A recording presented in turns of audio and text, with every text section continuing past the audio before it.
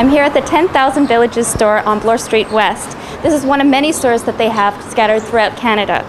10,000 Villages is a non-profit, fair trade store that supports artisans and craftspeople from developing countries. It's commerce with a conscience. So let's go talk to the people who make it all happen. I'm here with Ingrid, who does the public relations for 10,000 Villages Canada. Hi Ingrid, thanks for talking to us. You're very welcome. It's nice to meet with you. Thank you. So could you talk a little bit about the organization and how it all started? Oh, that's a great story. 10,000 Villages is actually 61 years old already, and it just started from a very small dream. A woman, Edna Ruth Beidler, went on a mission trip to Puerto Rico with her husband and saw all these malnourished children, but great handicrafts. So she took handicrafts home with her, thinking she'd make a little bit of difference for a few women, selling their products from her basement to her friends, her church group. But that continued on. She started ordering from more countries. Her friends took over. People in other states came in after 16 years then. Mennonite Central Committee took it over, called it Self-Help until about 97. And now we have, like in Canada, we have 44 stores right across the country. It's doing a really good business. And on your website, it has a header that says, Commerce with a Conscience. Can you tell us why that really suits the philosophy of the store? Well, we're a fair trade organization. Even before fair trade was a term, that's what we did. So fair trade means simply playing fair in the market. Most retail is strictly about profit, and profit's not a bad thing, but when it's at the expense of people who are making the product, then it's a bad thing. So we make sure we start with the producer. We look for the poorest producers who are very good at their craft. We pay them a fair wage for it. We actually pay them half up front, the other half when it's ready to be delivered, so that they have capital for buying more product, for feeding their families. Most of our staff in our stores, a lot of our staff is volunteers. So it's all about shopping with a conscience, living with a conscience, trying to make the world a fairer place. And what are some of the countries you trade with? Oh, we trade from about 33 countries, 133 artisan groups. We sell a lot from Asia, India, Pakistan, South America. And with me today, I actually have two producers, actually directors of their producer groups from Nepal. That's Get Paper. Milan is here from Get Paper in Nepal, and he's the director of also all the fair trade organizations in Nepal. And Mike, who's here from Kenya, and he monitors all of Africa for fair trade. So Ingrid, can you tell us how the community can get involved with 10,000 Villages? Oh, besides shopping, volunteering, and talking about fair trade. So a lot of our staff in all of our stores is volunteer. So these are people from all walks of life, all ages, all sexes, who come in for 4 hours a week and work with the customers and work with the product. Shopping fair trade, of course, when you gift it, when you're looking for your own, we have accessories and things for the home. And besides 10,000 Villages, asking for fair trade when you're out buying other products. Right. Is this a fair trade product? Is the coffee you're serving me fair trade? Is the chocolate fair trade? So that's a way to get involved not only in the local community but in the global community. Wonderful. And all the products, or some of the products we see here, can be ordered on your website. Yes, that's right. Our website is a new thing. So between our 44 stores and the website, almost every Canadian can shop at 10,000 Villages, and the same applies in the U.S. Well, you have so many nice products here at the store. Could we have a little Let's tour? have a tour? You bet.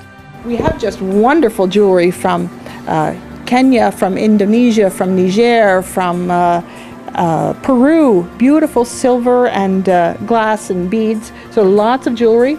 So everything is made by hand. Everything was handled by a producer, a very skilled producer.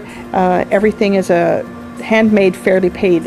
And then we also have one-of-a-kind products like this. No other store will have that product. There are various ones throughout the store. Coffee is one of the most exploited crops in the world. Right. So we want to make sure that people are buying a fair trade coffee. We also have textiles from South America and from India and from Nepal, batiks. This one is hand embroidered from India. It's a group of Muslim and Hindu women mostly working together. Just amazing workmanship on that. We even sell some spices, some sugars at a fair trade. And we happen to have here, just for these couple of days, this gentleman here, who's Mike Muchilwa from Kenya, and he not only is the director of his group, he also does the quality control, is it, of all the African fair trade groups. So I'm sure he'll be happy to tell you a little more than I can here. Yes, so hello. Hi. So can you tell us a little bit about Kick Trading and some of the products you have here? Okay, Kick Trading is located in Kenya, in the western part, actually on Lake Victoria in a town called Kisumu. which is the second largest freshwater lake in the world.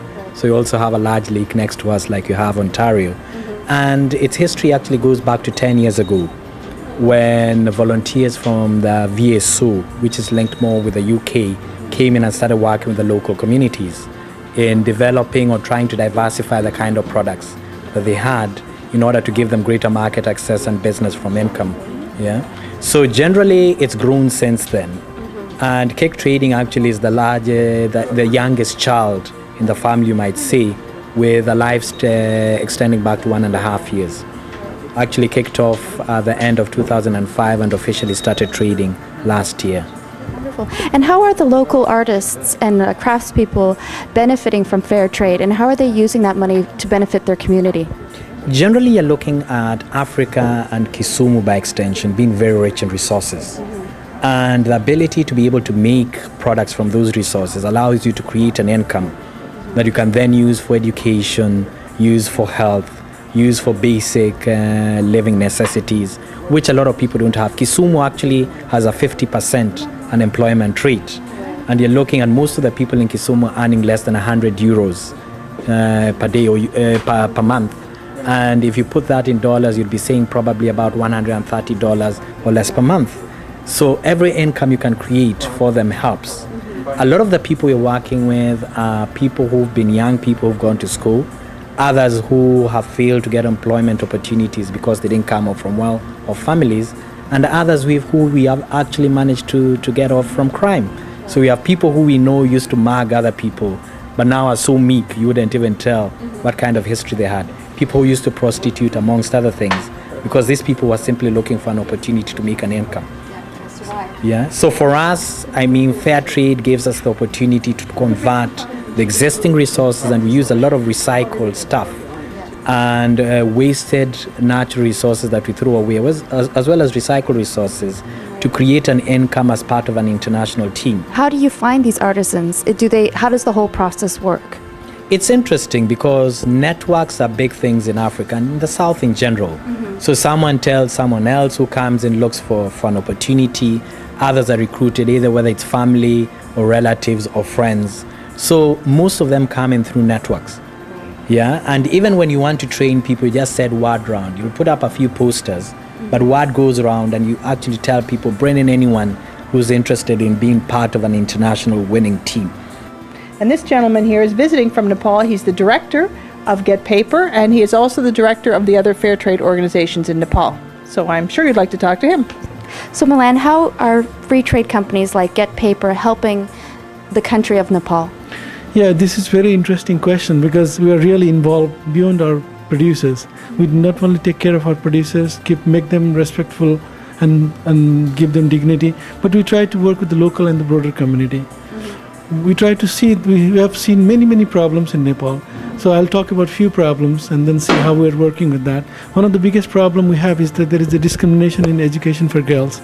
People send their boys to school but not their girls because there are limitations. The mother always needs a girl to help her because she has to do so many works back home. She has to wash her clothes and taking care of the cattle and many more. So she always needs someone to help. And it is always the daughter who will come forward to help her. And by that process, she always misses her school. So that is the problem in Nepal because the girls are not encouraged to go to school. Boys always go to school and learn and have better opportunities in future. But the girls, they are always lag behind. So we thought this is unfair. So since our beginning of our company, we tried to encourage girls to go to school. And we started with the Send Your Daughter to School campaign. We make a demonstration on the street, and we go to the community people and call the students of the school and walk through the streets of the local village and tell everyone that send your daughter to school because they need education. A good mother would be a better future for our society. So that's one of our basic thing we are doing. But because our company is not very big and it's a very small company, we have not that much resources to encourage girls going to school. So what we did is we did one experiment with the girls education campaign. We went to the community and chose the poorest family and asked them to send their daughter to school. Now what happens is once the poorest girl from the community started going to school, other people who are better off than that poorest one send it. They themselves send their daughters to school. Yeah, so that was the very trick We were very happy that we played that trick, and it went very well because we chose very few girls and contacted the school, asked their parents that you will get rupees 100 every month if you keep on sending your daughter, and then the rest of the communities they themselves send. So that way, with limited resources, we have been able to send many girls to school. At the moment, we are running scholarship program for our girls. We provide a scholarship to about 125 girls who go to school with our program, and we believe that with that force, many more girls are following that. Well, thank you, Ingrid, for talking to us, and thank you for all the great work that you do. Can you tell us the website where people can find out a little bit about the store? Okay, if they go to www.10,000villages, written out, so TEN, 1000villages.ca, and they can get artisan stories on there. There's a whole bunch of product you can purchase, information. It's a great site. Thank you very much. Thank you for having us. We're really pleased.